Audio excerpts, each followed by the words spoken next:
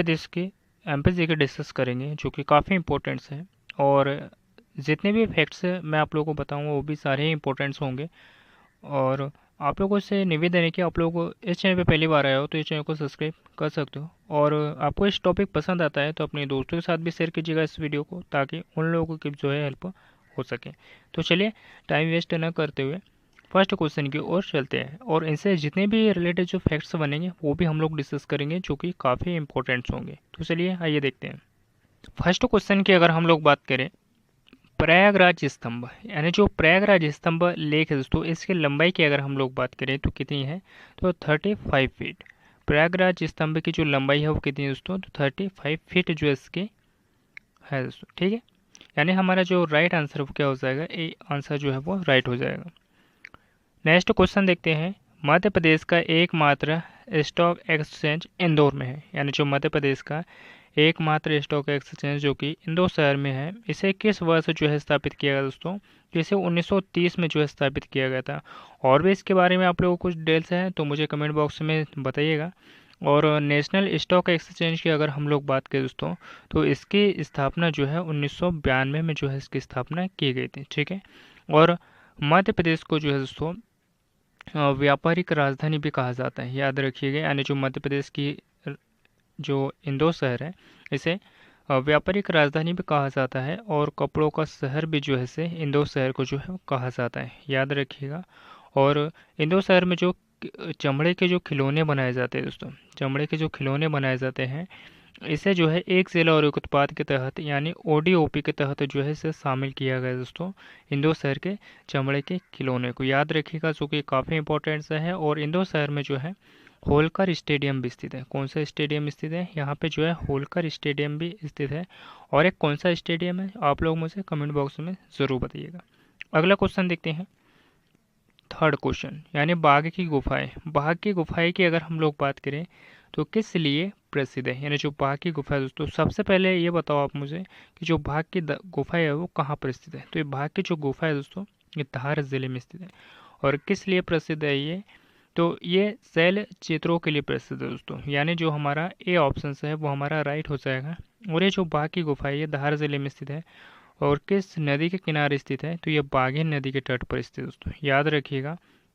और ये जो बाघ की गुफा है ये बौद्ध धर्म से संबंधित है, जो कि काफ़ी इंपॉर्टेंट है। और कई बार जो है यहाँ से क्वेश्चन आप लोगों को जो है पूछे गए, तो ये सारे पॉइंट्स आप लोग याद रखिएगा। ठीक है, अगला क्वेश्चन देखते हैं। मध्य प्रदेश राज्य किस खनिज की दृष्टि से समृद्ध नहीं है। जो मध्य प्रदेश की अगर हम लोग बात करें दोस्तों, तो यहाँ पे लोहा इसका का भी उत्पादन किया जाता है, मैंगनीज का भी काफ़ी मात्रा में उत्पादन किया जाता है, और कोयले का भी। लेकिन जो पेट्रोलियम है दोस्तों, यहाँ पे पेट्रोलियम की दृष्टि से जो है दोस्तों मध्य प्रदेश जो है वो समृद्ध नहीं है दोस्तों, याद रखिएगा। ठीक है, तो ये पॉइंट्स आप लोग याद रखिएगा जो कि वेरी वेरी इंपॉर्टेंट्स हैं। नेक्स्ट क्वेश्चन देखते हैं, यानी अगला क्वेश्चन, फोर्थ क्वेश्चन की अगर हम लोग बात करें तो ये जो है रिपीटेड क्वेश्चन हो गया है।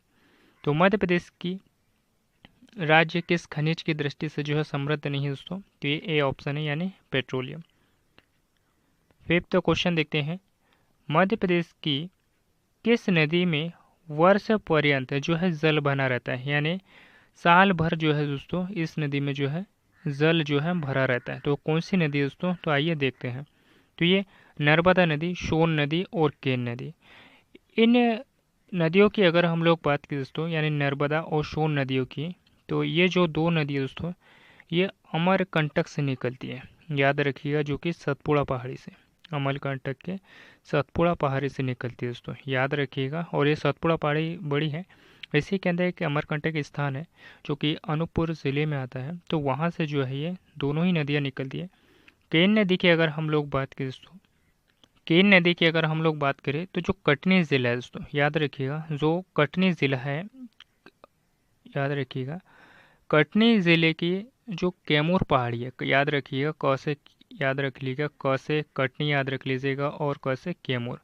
कैमूर पहाड़ी की अगर हम लोग बात करें, जो कि जिसे दमोह पहाड़ी के नाम से भी जो है जाना जाता है, जो कि वेरी वेरी इंपॉर्टेंट है।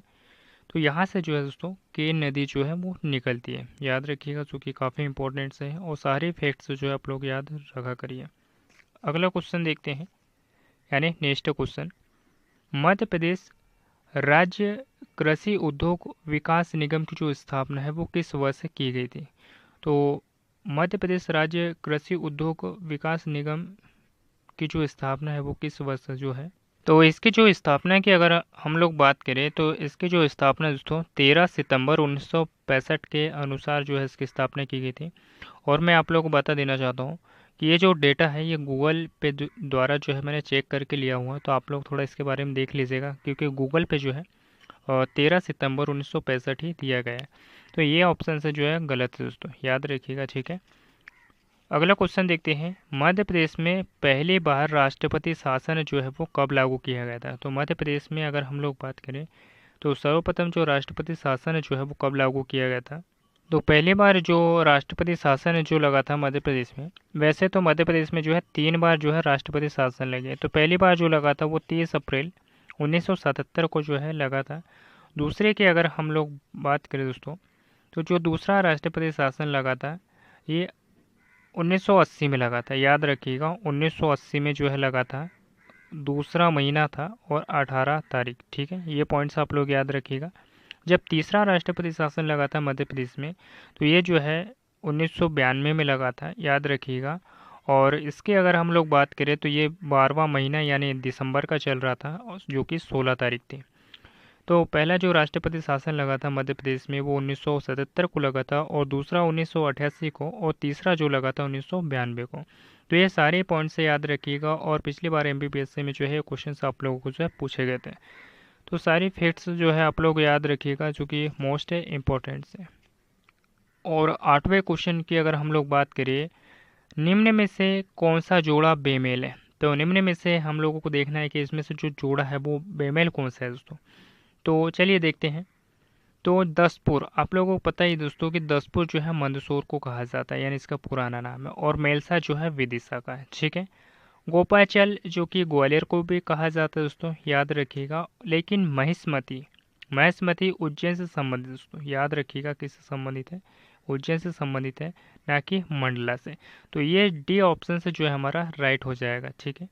अगला क्वेश्चन देखते हैं, मध्य प्रदेश में हर 12वें साल में जो कुंभ का मेला जो है वो कहाँ पर लगता है? तो मध्य प्रदेश में अगर हम लोग बात करें तो हर 12 साल में एक बार जो है कुंभ का मेला लगता है दोस्तों। तो ये कहाँ पर लगता है? तो ये उज्जैन शहर में लगता है, याद रखिएगा कहाँ पर लगता है, उज्जैन शहर में लगता है। और किस नदी के किनारे लगता है? तो ये क्षिप्रा नदी के किनारे लगता है, याद रखिएगा किस नदी के किनारे लगता है, क्षिप्रा नदी के किनारे लगता है, 12 साल में एक बार, ठीक है। और उज्जैन शहर की अगर हम लोग बात करें तो यहाँ पे जो है महाकालेश्वर का मंदिर भी जो है स्थित है, जो कि काफ़ी प्रसिद्ध है, याद रखिएगा, जो कि मोस्ट इम्पोर्टेंट है।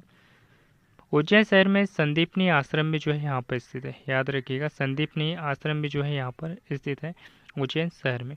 तो इसका जो राइट ऑप्शन है वो क्या हो जाएगा? तो इसका जो राइट ऑप्शन है वो डी हो जाएगा। और चित्रकूट की अगर हम लोग बात करें दोस्तों, ये भी एक धार्मिक स्थल है जो कि सतना ज़िले में आता है। ओमकारेश्वर की अगर हम लोग बात करें तो भी एक ज्योतिर्लिंग है जो कि खंडवा ज़िले में आती है, याद रखिएगा, जो कि शिव जी के लिए प्रसिद्ध है, और यह भी जो है नर्मदा नदी के किनारे स्थित है, याद रखिएगा। सांची के स्तूप की अगर हम लोग बात करें तो सांची का स्तूप जो है दोस्तों ये रायसेन ज़िले में आता है। किस ज़िले में आता है? तो ये रायसेन ज़िले में आता है। और इस सांची के स्तूप की अगर हम लोग बात करें तो ये बौद्ध धर्म से संबंधित है। किस धर्म से संबंधित है? बौद्ध धर्म से संबंधित है। और इसका निर्माण जो है दोस्तों ये अशोक द्वारा जो है करवाया गया था, याद रखिएगा, जो कि वेरी वेरी इंपॉर्टेंट है। और इसे यूनेस्को साइट से में जो है कब शामिल किया गया था? तो इसे यूनेस्को साइट से में जो है दोस्तों 1989 में जो है इसे शामिल किया गया था। और मध्य प्रदेश में 3 यूनेस्को साइट्स है दोस्तों। ये सारे पॉइंट्स आप लोगों को याद होनी चाहिए। दूसरे यूनेस्को साइट से कि अगर हम लोग बात करें तो खजुराहो मंदिर है, जिसे 1986 में जो है इसे शामिल किया गया था। कब किया गया था? 1986 में। और जो भीमबेटका की गुफाएं जो है वो भी रायसेन जिले में ही स्थित है। और इन भीमबेटका की गुफाओं की अगर हम लोग बात करें तो इन्हें जो है 2003 में जो है दोस्तों इन्हें यूनेस्को साइट से में जो है शामिल किया गया था। और इसकी खोज जो है दोस्तों भीमबेटका के डॉक्टर विष्णु श्रीधर वोकनकर द्वारा जो है इसकी खोज जो है 1957 से 58 के बीच में जो है इसकी खोज की गई थी, याद रखिएगा, जो कि काफ़ी इंपॉर्टेंट है। और ये रायसेन जिले में आता है, ठीक है। और जो सांची स्तूप है, इसकी अगर हम लोग बात करें, जो सांची स्तूप है, इसकी जो खोज है सांची स्तूप की, तो इसकी खोज जो है दोस्तों 1818 में जो है की गई थी। और किसने की गई थी? जनरल टेलर द्वारा जो है इसकी खोज की गई थी। तो ये सारे फैक्ट्स आप लोग याद रखिएगा, जो कि वेरी वेरी इंपॉर्टेंट्स है। नेक्स्ट क्वेश्चन देखते हैं, यानी 10वां क्वेश्चन। मध्य प्रदेश की सीमा कितने प्रदेशों के साथ में लग जुड़ी हुई है? यानी जो मध्य प्रदेश की सीमा की अगर हम लोग बात करें तो कितने राज्यों के साथ लगती है मध्य प्रदेश की सीमा? तो 5 राज्यों के साथ में लगती है दोस्तों। और इन राज्यों की अगर हम लोग बात करें जो कि मध्य प्रदेश के साथ जो लगते हैं, जैसे कि महाराष्ट्र, गुजरात, राजस्थान, छत्तीसगढ़, उत्तर प्रदेश। और आपसे ये पूछ ले कि इसमें मध्य प्रदेश की जो सीमा है वो सबसे ज़्यादा जो है वो किस राज्य के साथ में लगती है? तो ये जो राज्य है दोस्तों, इसके अगर हम लोग बात करें तो ये उत्तर प्रदेश है। किसके साथ में लगती है? उत्तर प्रदेश के। और सबसे कम सीमा जो है किसके साथ में लगती है? तो ये गुजरात राज्य के साथ में जो है लगती है। ठीक है, ये सारे फैक्ट्स आप लोगों को याद होने चाहिए। तो इसका राइट ऑप्शन क्या हो जाएगा? ए हो जाएगा। अगला क्वेश्चन देखते हैं 11वां। निम्न में से कौन सी नदी यमुना में नहीं मिलती है?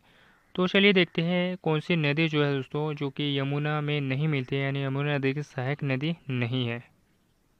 तो चंबल नदी की अगर हम लोग बात करें तो चंबल नदी जो है दोस्तों ये इंदौर ज़िले की जो जना पाव पहाड़ी है, इंदौर ज़िले में जना पाव पहाड़ी आती है दोस्तों, यहाँ से जो है चंबल नदी का जो है उद्गम होता है। और ये उत्तर की ओर जाती हुई दोस्तों, याद रखिएगा, जो कि उज्जैन, श्योपुर, भिंड वाला जो क्षेत्र है, इधर जाती है और यमुना में जाकर जो है दोस्तों यानी उत्तर प्रदेश से होती हुई जो है यमुना में जाकर जो है मिल जाती है। तो ये जो है उत्तर प्रदेश में जाकर जो है दोस्तों यमुना नदी में मिल जाती है, याद रखिएगा, चंबल नदी। और कहाँ से निकलती है ये? इंदौर जिले के पास में जो जना पाव पहाड़ी है, यहाँ से जो है इस नदी का जो है उद्गम स्थल होता है। इसके अगर हम लोग बात करें तो इसको और भी नामों से जो है जाना जाता है चंबल नदी को, जैसे कि चर्मवती, धर्मावती, कामधेनु, रतिदेव, इन नाम से जो है दोस्तों इस चंबल नदी को जो है जाना जाता है। बेतवा नदी की अगर हम लोग बात करें तो ये रायसेन ज़िले का जो कुमरा गांव है, याद रखिएगा, जो रायसेन ज़िले का जो कुमरा गांव है दोस्तों, वहाँ से जो है बेतवा नदी का जो है उद्गम स्थल हुआ है। और इस बेतवा नदी की अगर हम लोग बात करें दोस्तों तो ये जो बुंदेलखंड का जो पठार है जिसमें रायसेन आता है, ठीक है, तो यहाँ से जो है दोस्तों आप लोगों को कभी कभी ये दो ऑप्शन ना देकर जो है आपको बुंदेलखंड भी दे दिया जाएगा। तो आप ये भी याद रखिएगा कि जो बेतवा नदी है वो बुंदेलखंड पठार से भी निकलती है, याद रखिएगा। और ये जो नदी है दोस्तों, ये उत्तर प्रदेश में जाकर, यानी अभी उत्तर साइड, उत्तर दिशा की ओर बहते हुए उत्तर प्रदेश में जाकर जो हमीरपुर नामक जो स्थान है वहाँ पे जो है यमुना नदी में जाकर मिल जाती है दोस्तों ये बेतवा नदी में। ठीक है, ये भी पॉइंट से याद रखिएगा। सोन नदी की अगर हम लोग बात करें तो जो सोन नदी है, सोन नदी की अगर हम लोग बात करें तो ये जो नदी है दोस्तों ये अमरकंटक से निकलती है। कहाँ से निकलती है? तो ये सोन नदी जो है दोस्तों ये अनूपपुर ज़िले के जो अमरकंटक वाला जो स्थान है यहाँ से निकलती है। और ये उत्तर दिशा की ओर बहती हुई दोस्तों बिहार में जाकर जो आरा ज़िला पड़ता है वहाँ पे जाकर जो है नर्मदा नदी में जो है मिल जाती है। ठीक है, डी ऑप्शन देखते हैं, यानी काली सिंध नदी की अगर हम लोग बात करें तो जो देवास ज़िला है हमारे मध्य प्रदेश का, वहाँ का जो बागली गांव है, वहाँ से जो है काली सिंध नदी का जो है उद्गम स्थल होता है। और इस नदी की अगर हम लोग बात करें तो ये भी जो है राजस्थान का जो नौनेरा शहर है वहाँ जाकर जो है ये चंबल नदी में जो है मिल जाती है ये काली सिंध नदी। तो ये फैक्ट्स आप लोग याद रखिएगा। लेकिन यहाँ पे जो है क्या नहीं पूछा है दोस्तों, तो हमारा जो राइट आंसर है वो क्या हो जाएगा? सोन नदी। क्योंकि ये जो सोन नदी है ये जाकर जो है बिहार जिले के पास में जो आरा नामक स्थान है वहाँ पे नर्मदा नदी में मिल जाती है दोस्तों, याद रखिएगा। ठीक है, अगला क्वेश्चन देखते हैं, यानी नेक्स्ट क्वेश्चन की अगर हम लोग बात करें 12वां क्वेश्चन।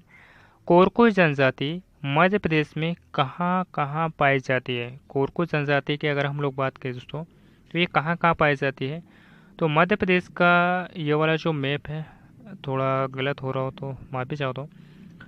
मध्य प्रदेश की अगर हम लोग बात करें तो मध्य प्रदेश का जो उत्तर वाला जो क्षेत्र है इस शहर में जो है दोस्तों, यानी इस क्षेत्र में जो है सहरिया जनजाति पाई जाती है। पूर्वी वाले क्षेत्र में जो है भारिया जनजाति पाई जाती है, याद रखिएगा। और जो दक्षिण वाला क्षेत्र है दोस्तों, यहाँ पे जो कोरकू जनजाति पाई जाती है। ये मैप के अनुसार आप लोग याद रखोगे तो काफ़ी जल्दी आपको याद हो जाएगा। पूर्वी पश्चिमी क्षेत्र की अगर हम लोग बात करें मध्य प्रदेश की, तो यहाँ पे जो है भील जनजाति जो है सबसे ज़्यादा पाई जाती है। और मध्य प्रदेश का जो पश्चिमी क्षेत्र दोस्तों, यहाँ पे सबसे ज़्यादा जो है जनजातियाँ जो है पाई जाती है। ये पॉइंट्स आप लोग याद रखिएगा। और सबसे कम जनजातियाँ जो है उत्तर वाले क्षेत्र में पाई जाती है। ये दो फैक्ट्स आपको याद होनी चाहिए। तो कोरकू जनजाति की अगर हम लोग बात करें तो जैसे कि जो तो जो मतलब जो दक्षिण क्षेत्र में जो जिले आते हैं वो कौन कौन से आते हैं दोस्तों, जैसे कि खंडवा हो गया और नर्मदापुरम हो गया, इसे नर्मदापुरम कर लीजिएगा आप लोग, ठीक है। और बैतूल वाला क्षेत्र हो गया, छिंदवाड़ा हो गया, हरदा वाला जो क्षेत्र हो गया दोस्तों, याद रखिएगा हरदा वाला जो क्षेत्र हो गया, और छिंदवाड़ा वाला भी क्षेत्र हो गया। इसमें भी कुछ जनजातियाँ जो है कोरकू पाई जाती है। तो हमारा जो राइट ऑप्शन है वो क्या हो जाएगा, तो हमारा राइट ऑप्शन जो है वो ए हो जाएगा। ये सारे फैक्ट्स आप लोग याद रखिएगा जो कि मोस्ट इंपॉर्टेंट है। अगला क्वेश्चन देखते हैं। और कोरकू जनजाति की अगर हम लोग बात करें दोस्तों, कोरकू जनजाति की, और मैं आप लोगों को एक बात बताना चाहूँगा कि मध्य प्रदेश की सबसे बड़ी जनजाति जो है भीली जनजाति है। और सेकंड नंबर की जनजाति जो है दोस्तों गोंड है। उसके बाद में कोल जनजाति आती है। उसके बाद में कोरकू जनजाति आती है। और फिर उसके बाद में आती है दोस्तों सहरिया जो है 5वें नंबर पे आती है। तो ये सारे 5 जनजाति जो है आपको क्रम वाइज जो है याद होने चाहिए, क्योंकि आप लोगों को जो है क्वेश्चन में जो है पूछा जा सकता है। अगला क्वेश्चन की अगर हम लोग बात करें, मध्य प्रदेश में भारत की जनसंख्या का कितना परसेंट जो है निवास करता है मध्य प्रदेश में, तो 6% है ना, याद रखिएगा। तो हमारा जो राइट ऑप्शन है वो क्या हो जाएगा, तो बी ऑप्शन से जो हमारा राइट हो जाएगा, जिसे 5.99%, जो कि आपको एक कन्फ्यूजन करने के लिए जो है दे सकता है आपको ये क्वेश्चन इस प्रकार से, ठीक है। तो आप लोग याद रखिएगा। नेक्स्ट क्वेश्चन देखते हैं, यानी अगला क्वेश्चन देखते हैं 13वां। ये शायद क्वेश्चन जो है रिपीट हो गया है, कोई बात नहीं। मध्य प्रदेश में भारत की जनसंख्या का जो है कितना परसेंट जो है निवास करता है, तो मैंने अभी आप लोगों को बताया 5.99%, जो कि आप 6% भी कह सकते हो, ठीक है। अगला क्वेश्चन देखते हैं। सतपुड़ा राष्ट्रीय उद्यान किस लिए प्रसिद्ध है, यानी जो सतपुड़ा राष्ट्रीय उद्यान की अगर हम लोग बात करें तो ये जो है दोस्तों, ये कृष्ण मृगों के लिए जो है प्रसिद्ध है। याद रखिएगा किस लिए प्रसिद्ध है, कृष्ण मृगों के लिए। अगला क्वेश्चन देखते हैं। मध्य प्रदेश में विधानसभा सीटों के जो है कुल जनसंख्या जो है वो कितनी है, तो यानी कुल संख्या जो है वो कितनी है, तो विधानसभा सीटों की जो है दोस्तों 230 जो है इसकी संख्या है। लेकिन एक जो है दोस्तों इसमें मनोनीत किया जाता है, तो आपको 231 भी जो है आपको देखने को मिल सकती है। तो ऑप्शन में आपको 230 दिखे तो 230 लगाइएगा, और ऑप्शन में आपको 231 दिखे तो 31 लगाइएगा। लेकिन आपको दोनों ही टिक करने को कह रहा है तो आप दोनों ही लगा सकते हो, ठीक है। यानी केवल 2 कह रहा है तो आप 2 भी कर सकते हो, ठीक है। और आपसे ये पूछ ले कि मध्य प्रदेश में जो राज्यसभा की जो सीटें है वो कितनी है, तो राज्यसभा की जो सीटें है वो 11 है। और मध्य प्रदेश में लोकसभा की सीटें जो है 29 है। और विधानसभा की सीटें कितनी है दोस्तों, 230 और 231, जो कि मनोनीत भी किया जाता है। तो हमारा जो राइट ऑप्शन है वो क्या हो जाएगा, 230। अगला क्वेश्चन देखते हैं। मध्य प्रदेश में बाघ की जो गुफाएं है वो किस स्थान के समीप है, तो ये धार जिले में आती है दोस्तों बाघ की गुफाएं। और सारी डिटेल से मैंने आपको करवा दिया, फिर से मैं आप लोगों को बता दे रहा हूँ कि जो बाघ की गुफा है वो धार जिले में स्थित है दोस्तों। और किस नदी के तट पर स्थित है, तो ये बाघिन नदी के तट पर स्थित है। और यह बौद्ध धर्म से संबंधित है। किस धर्म से संबंधित है, तो ये बौद्ध धर्म से संबंधित है, याद रखिएगा, जो कि वेरी वेरी इंपॉर्टेंट है। और जितने भी मैं आपको फैक्ट से करवा रहा हूँ, यानी इनसे रिलेटेड जितने भी डिटेल से करवा रहा हूँ, सारी के सारे इंपॉर्टेंट्स हैं, ठीक है। तो धार जिले की अगर हम लोग बात करें तो यहाँ की जो बाघ प्रिंट है दोस्तों, याद रखिएगा, यहाँ की जो बाघ प्रिंट है इसे भी जो है जीआई टैग दिया गया दोस्तों बाघ प्रिंट को, ठीक है, जो कि काफ़ी इंपॉर्टेंट है, आप लोग याद रखिएगा। अगला क्वेश्चन देखते हैं, यानी नेक्स्ट क्वेश्चन की अगर हम लोग बात करें, 17वां क्वेश्चन की अगर हम लोग बात करें, मालवा का पठार मध्य प्रदेश में कहाँ है, यानी जो मालवा का जो पठार है वो मध्य प्रदेश में जो है वो कहाँ पर स्थित है दोस्तों, तो ये दक्षिण पूर्वी भाग जो है वहाँ पे जो है मालवा का पठार जो है वो स्थित है। नेक्स्ट क्वेश्चन देखते हैं, प्रथम पंचवर्षीय योजना का जो प्रमुख उद्देश्य है वो क्या है। तो प्रथम पंचवर्षीय योजना का जो प्रमुख उद्देश्य है कि अगर हम लोग बात करें तो उसका उद्देश्य जो है क्या है दोस्तों, तो कृषि को सुदृढ़ बनाना, कृषि को सुदृढ़ बनाना जो है दोस्तों, ये प्रथम पंचवर्षीय योजना का जो है उद्देश्य है। ठीक है, अगला क्वेश्चन देखते हैं, यानी 19वां, समाज सेवा हेतु दिया जाने वाला जो पुरस्कार है वो कौन सा है, यानी जो समाज सेवा हेतु दिया जाने वाला जो पुरस्कार है वो कौन सा है दोस्तों, तो ये इंदिरा गांधी पुरस्कार है, याद रखिएगा, जो कि बी ऑप्शन से जो है हमारा राइट हो जाएगा। अगला क्वेश्चन देखते हैं, इत्रदार महल है जो कि कहाँ पर स्थित है, यानी जो इत्रदार महल की अगर हम लोग बात करें तो ये कहाँ पर स्थित है, तो ये रायसेन ज़िले में स्थित है, याद रखिएगा, जो कि वेरी वेरी इंपॉर्टेंट है। और ग्वालियर दुर्ग की अगर हम लोग बात करें तो ग्वालियर दुर्ग जो कि ग्वालियर ज़िले में ही स्थित है, याद रखिएगा, जो कि वेरी वेरी इंपॉर्टेंट है। अजयगढ़ का किला, अजयगढ़ का किले की अगर हम लोग बात करें, ये अजयगढ़ दुर्ग जो है दोस्तों ये पन्ना ज़िले में आता है। कहाँ पर स्थित है, तो पन्ना ज़िले में आता है। और इसका निर्माण जो है 18वीं शताब्दी में जो है अजय पाल द्वारा जो है इसका निर्माण किया गया था। किसके द्वारा जो है इसका निर्माण किया गया था, तो अजय पाल द्वारा जो है इसका निर्माण किया गया था, अजय यानी अजयगढ़ किले का। ठीक है, और ग्वालियर का जो किला है दोस्तों, ग्वालियर के किले की अगर हम लोग बात करें तो ये ग्वालियर में ही स्थित है। ग्वालियर के किले का निर्माण जो है वो राजा सूरज सेन द्वारा जो है इसका निर्माण करवाया गया था। ठीक है, कालिंजर दुर्ग, कालिंजर दुर्ग की अगर हम लोग बात करें दोस्तों, तो ये जो कालिंजर दुर्ग है, तो आप लोग मुझे कमेंट बॉक्स में ज़रूर बताइएगा कि जो कालिंजर दुर्ग है वो कहाँ पर स्थित है। ठीक है, बाकी सारे डिटेल्स मैंने आप लोगों को करवा दिए, सारी के सारे इंपॉर्टेंट्स है। टॉपिक कैसा लगा मुझे कमेंट बॉक्स में ज़रूर बताइएगा, और अपने दोस्तों के साथ भी शेयर कीजिएगा इस वीडियो को, ताकि उन लोगों को भी जो है हेल्प हो सके। और आने वाला जो एग्ज़ाम है आप लोगों का 2025 का, जिनका 2024 में जो है एग्ज़ाम में सेलेक्ट नहीं हो पाया, जिनका एग्ज़ाम अच्छे से नहीं गया, वो 2025 की तैयारी लगातार करते रहिए। आप लोगों का भी एक दिन सिलेक्शन होगा और आप लोग भी अपने और अपने माता पिता का नाम जो है वो रोशन करोगे। ठीक है, तो ये टॉपिक कैसा लगा मुझे कमेंट बॉक्स में ज़रूर बताइएगा। अपने दोस्तों के साथ भी शेयर कीजिएगा इस वीडियो को, ताकि उन लोगों को भी जो है हेल्प हो सके। और मिलते हैं किसी नेक्स्ट टॉपिक पे। धन्यवाद, थैंक यू।